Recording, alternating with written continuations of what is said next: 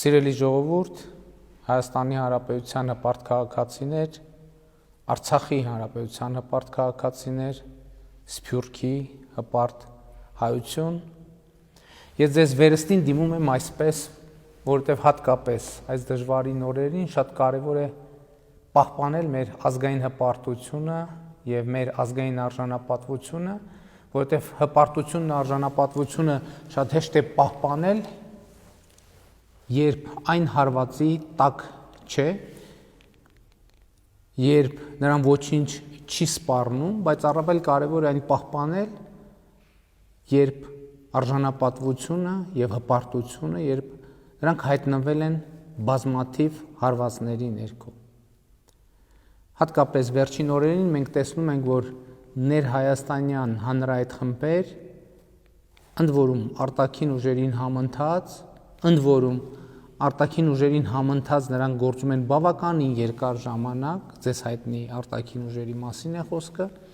մեր ազգային հպարտության ու արժանապատվության խոցերը բորբոքելը դարձրել են իրենց հիմնական անելիքը։ Երեք օրինակ ոմանք բառիս բուն իմաստով խրախճանք, կրկնում եմ, խրախճանք էին նախաձեռնել այն ստահոդ լուրերի ֆոնին, թե Հայաստանի կառավարությունը Գեղարքունիքի մարզից տարածքներ է զիջել Ադրբեջանի։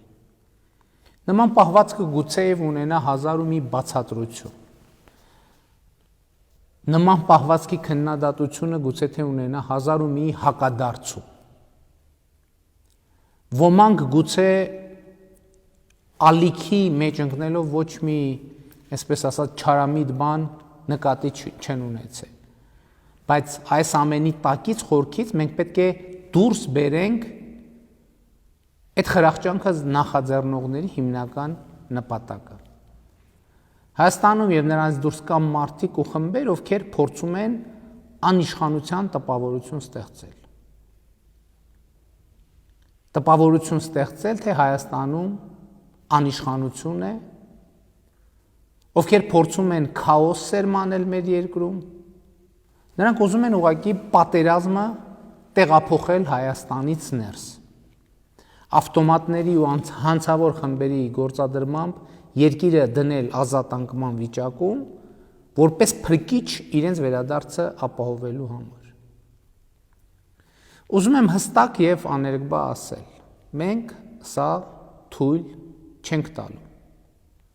Ոչ թե նրա համար, որ իշխանությունից կառչած ենք,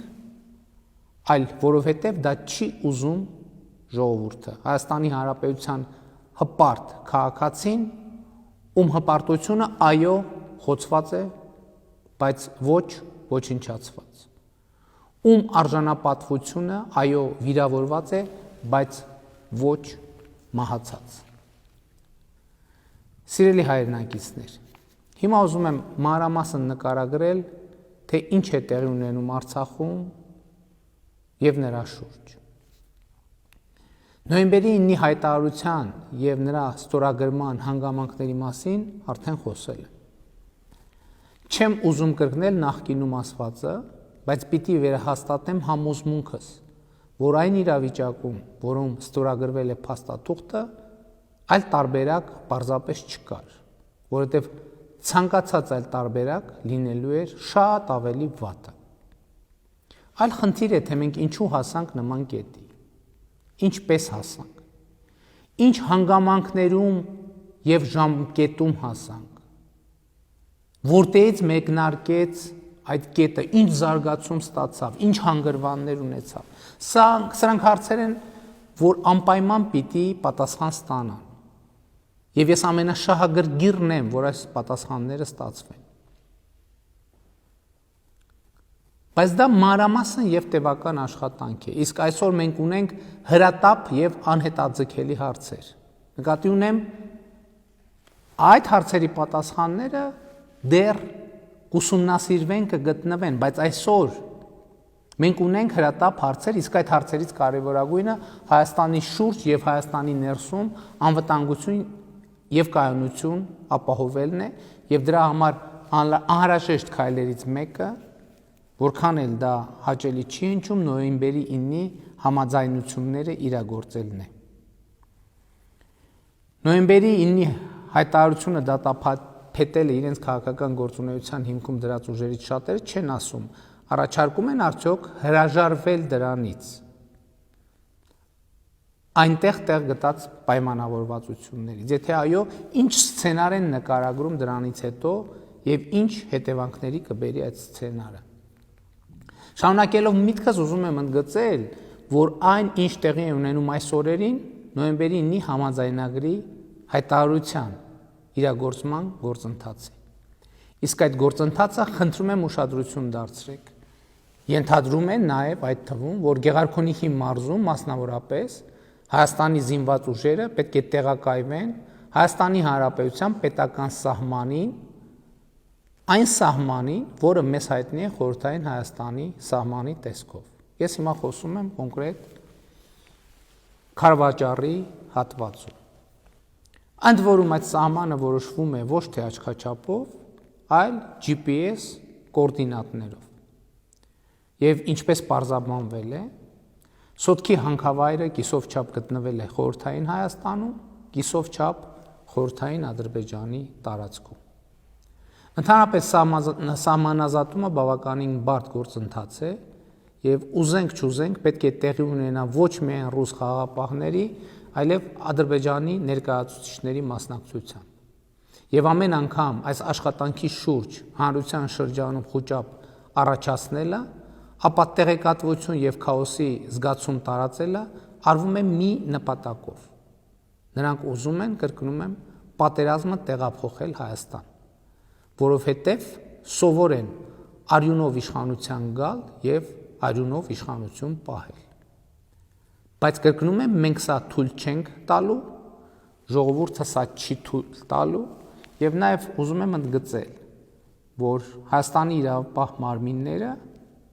լիարժեք տիրապետում են իրավիճակի եւ նաեւ իրավապահ մարմինները սա թույլ չեն տալու։ Եվ ուզում եմ նաեւ իրավապահ մարմինների աշխատողներին շնորհակալություն հայտնել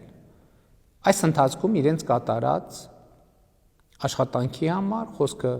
ազգային անվտանգության ծառայության, ոստիկանության, պետական պահպանության ծառայության, քննչական մարմինների, դատախազության աշխատակիցների մասին է։ Բայց վերադառնալով թեմային, ուզում եմ, որ համոզված լինենք, որ մենք գործադրում ենք բոլոր անհրաժեշտ ջանքերը այս դժվարին իրավիճակում Հայաստանի եւ Արցախի շահերը պաշտպանելու համար եւ իմիջիայլոց քաոսի տեսլականը տարածվում է նաեւ այս նպատակով, որպեսզի կառավարությունը հնարավորություն չունենա առավելագույն ջանքեր կենտրոնացնել բազմաթիվ օրախնդիր հարցեր լուծելու համար եւ այս ամենով նպատակ է դրվում անջրպետ ստեղծել կառավարության եւ ժողովրդի միջև, որը մինչև օրս ի դեպ նրանց չի հաջողվել անել։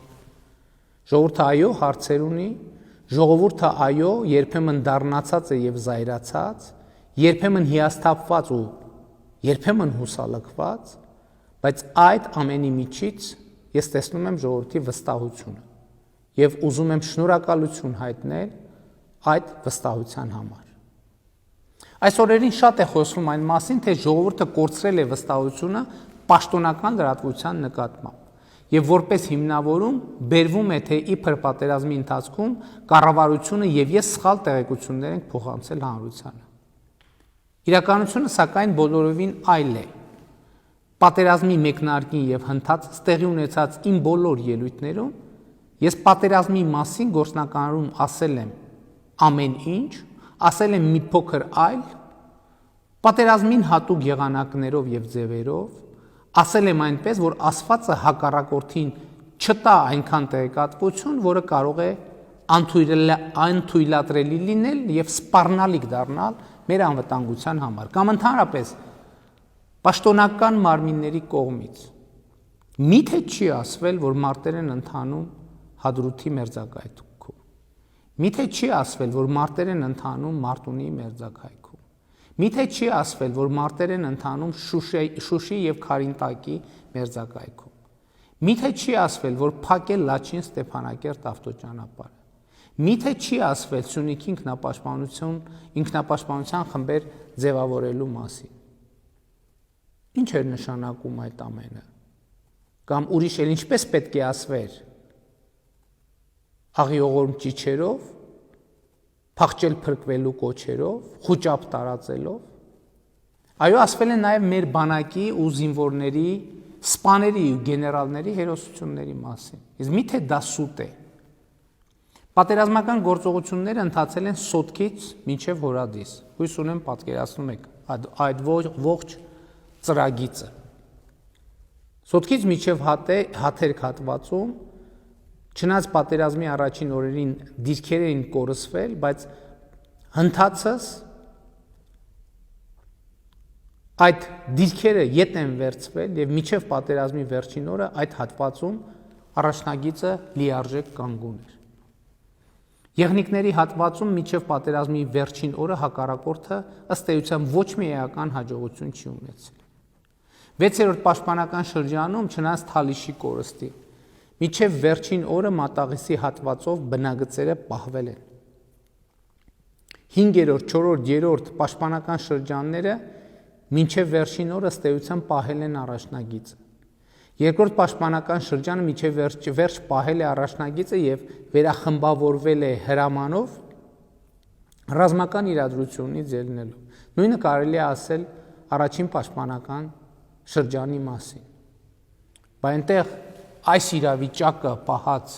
զինվորները, սպաները, գեներալները ինչ են, եթե ոչ հերոսներ։ Բայց նրանց արածը ինչ է,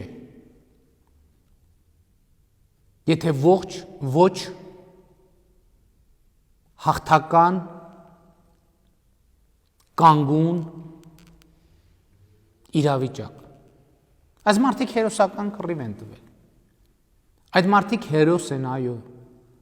Նաև նրանց կյանքերը փրկելու, նրանց շրջափակվելը թույլ չտալու համար եմ գնացել նոյեմբերի 9-ի որոշմամբ։ Որովհետև այս մարդիկ անմնացորդ նվիրումով ու հերոսաբար ծառայել են հայրենիքին։ Գնացել են աննկարագրելի զոհողությունների հանուն հայրենիքի։ Եվ այդ մինչև 35,000 զինվորի, սպայի, գեներալի կյանքը փրկելը նրանց նվիրումին եւ զոհողություններին զոհողությունով պատասխանելը այո նաև հայրենիքի պարտքն էր։ Հերոսական կռիվ են տվել նաև 9-րդ պաշտպանական շրջանի հատվածում մարտնչած մեր բազմաթիվ զինվորներ, հազարավոր սպաներ, գեներալներ։ Բայց ցավոք 9-րդ պաշտպանական շրջանը ճեղքվեց, հանգեցնելով աղետի։ Եվ այն գեներալը, ով իր ապօրինի միջամտություններով առնվազն կիսում է պատասխանատվություն այդ ձախողման համար, հիմա ասուլիսներ է տալիս, չակերտավոր բացահայտումներ անում, մոռանալով հիշեցնել, որ իր ժամանակներում 42 միլիոն դոլար մսխելու փաստի առիթով, ամպիտան զենք գնելու փաստի առիթով, քրեական գործ է հարուցված ազգային անվտանգության ծառայությունում առնվազն մի դրվագով, մյուս դրվագով հետաքննություն է ընթանում։ Իմ տիկնոջն է թիրախ դարձնում, մոռանալով հարց տալ։ Իսկ հրթիռակոծ քաղաքում, որի բնակչության 70%-ը լքել է իր բնակչության վայրը, ինչ գործ ուներ վարչապետի ընտանիքի անդամը։ Այսինքն Բադեն-Բադենի սանատորիա էր հրթիռակոծվող Ստեփանակերտը, որ ընտեղ գտնվելը փորձ է արվում ներկայացնել որպես իշխանության ցոփության մի աննկարագրելի օրինակ։ Ռմբապաստարաններում մնացած բնակիչներին հաց ու ջուր անձամբ հասցնել հանցագործություններ չէ իմացել։ Վարչապետի ընտանիքի անդամի մեկանգամյա այցը վարչապետի հանձնարարությամբ պաշտպանության բանակի հրամանատարական կետ պաշտպանության բանակին բարոյական աջակցություն, զորակցություն հայտնելու նպատակով այն պայմաններում, երբ այդ բանակը անընդհատ լուր է ստանում, թե մարդիկ թիկունքում լքում են բնակավայրերը։ Այս պայմաններում վարչապետի ընտանիքի անդամին ուղարկելը, որ տեսնեն մարդիկ, որ վարչապետի ընտանիքի անդամն է գտնվում Ստեփանակերտում, քաղաքական շահարկման առարկա դարձնելը ինչ գործելակերպ է։ Եվ ոմանք ստենա փանակերտից ետ են կանչվել խուճապ տարածելու եւ աղետի բերած ապօրինի միջամտությունների պատճառով եւ այս հարցերը ըստ կարգի դեռ կպարզաբանվեն։ Բայց սա չէ ասելիքից բուն իմաստը։ Ասելիքից բուն իմաստն այն է, որ պատերազմի ողջ ընթացքում ճշմարտությունը ասվել է ժողովրդին։ Ասվել է պատերազմին հատուկ կանոններով։ Ասվել է հավատով ու նպատակով ամեն րոպե բեկել եւ փոխել իրավիճակը, իսկ դրա համար պետք է փայփայել մարտական ոգին։